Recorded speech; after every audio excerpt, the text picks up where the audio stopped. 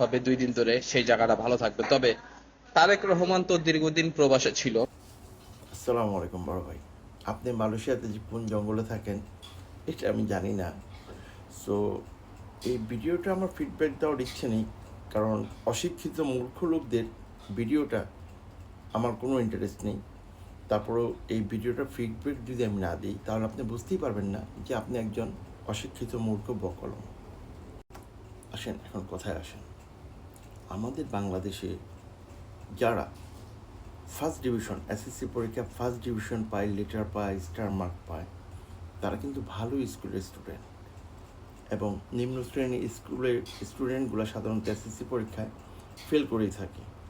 এই জন্য ভালো স্কুলে অ্যাডমিশন নিতে হলে আমাদের একটা ডোনেশন দিতে হয়, কারণ ভালো কিছু আশায়। সো আজকে যে এই পরিস্থিতি,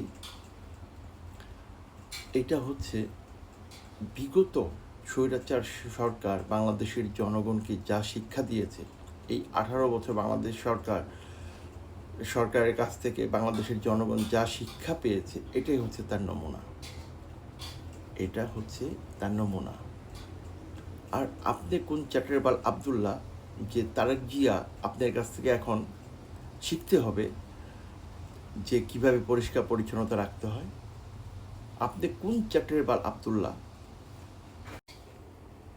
7 কোটি জননের মূর্খ জননী মানুষ করে বাঙালি করে রেখেছে, তুমি মানুষ করেন? এটা হচ্ছে রবীন্দ্রনাথের কথা। তো একটা শিক্ষিত নারী, একটা শিক্ষিত মাই জন্ম দিতে পারে একজন শিক্ষিত জাতি। আর একটা অশিক্ষিত মা জন্ম দিতে পারে কি জানেন? বিএনপি কর্মীদের বাড়ি থেকে ধরে ধরে এনে পুলিশে দিয়ে দাও। তোমরা মিষ্টি কুমড়া দিয়ে বেগুনি বানাও, মাংসর পরিবর্তে কাঁঠাল খাও, কাঁঠাল দিয়ে বার্গার বানাও, পেঁয়াজ ছাড়া তরকারি রান্না করো। উন্মাদ উন্মাদ, অশিক্ষিত।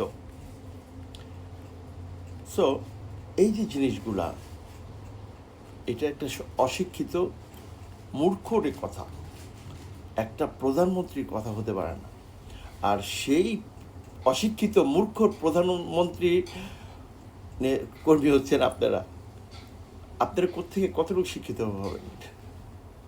ভাই একটা কথা কি, জয় বলল তার মাকে, মা মা কথা শুনেছ? কি কথা বাবা? শেখ হাসিনা বলল, কি কথা বাবা? তোমাদের বৌমা তো গর্ভবতী। তখন মাননীয় প্রধানমন্ত্রী শেখ হাসিনা কি বলে জানেন? কি